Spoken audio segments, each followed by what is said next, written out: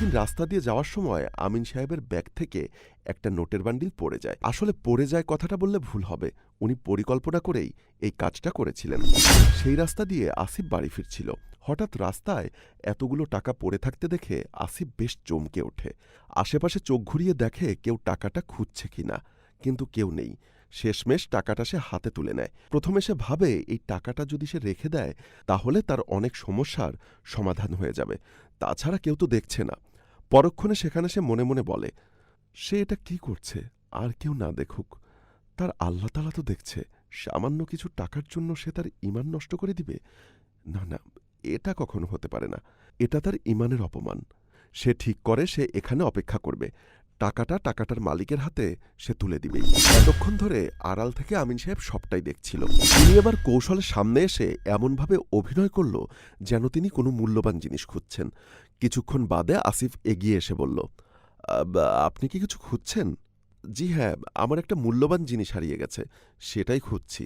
কি সেই মূল্যবান জিনিস আমাকে কি বলতে পারবেন? কেন, আপনি তা জেনে কি করবেন? আপনাকে খুঁজতে সাহায্য করতে পারি। আসলে আমি ব্যাংক থেকে টাকা তুলে বাড়ি ফিরছিলাম। তখনই আমার একটা নোটের বান্ডিল এখানে পড়ে যায়। তা কত টাকার বান্ডিল ছিল? ১,০০০ টাকা। এবার আসিফ পকেট থেকে টাকা বের করে আমিনের দিকে এগিয়ে দিয়ে বলে, এই নিন। এটা আপনি কোথায় পেলেন? এখানেই, রাস্তায় পড়েছিল। এতগুলো টাকা নিয়ে কোথায় যাচ্ছিলেন? আসলে আমার ছেলের আজকে অপারেশন। আমার এতদিনের তিল তিল করে জমানো টাকা এগুলো। আজ যখন হসপিটালে টাকা জমা দিতে গেলাম তখন দেখি টাকাগুলো নেই। ভেবেছিলাম হয়তো আর এ টাকাটা আমি পাবো না। কেন পাবেন না? আল্লাহ কখনো কাউকে তার হক থেকে বঞ্চিত করেন না। আচ্ছা, একটা প্রশ্ন করি, যদি আপনি কিছু মনে না করেন। হ্যাঁ, বলেন, কি বলবেন? এখানে তো অনেক টাকা। আপনি চাইলে তো তা নিয়ে যেতে পারতেন। আপনার অনেক শখ পূরণ করতে পারতেন, বা আপনার জীবনের অনেক সমস্যার সমাধান করতে পারতেন। তাহলে এই টাকাটা আপনি নিয়ে গেলেন না কেন? আপনার এই টাকা নিয়ে আমি অনেক কিছু করতে পারতাম, এটা ঠিক। তবে সে সব হতো আমার আল্লাহ তাআলার সাথে বেইমানি। এই টাকা তো আমার না। তার মানে এই টাকায় আমার কোনো হক নেই। এ টাকা কক্ষনো আমি নিতে পারব না।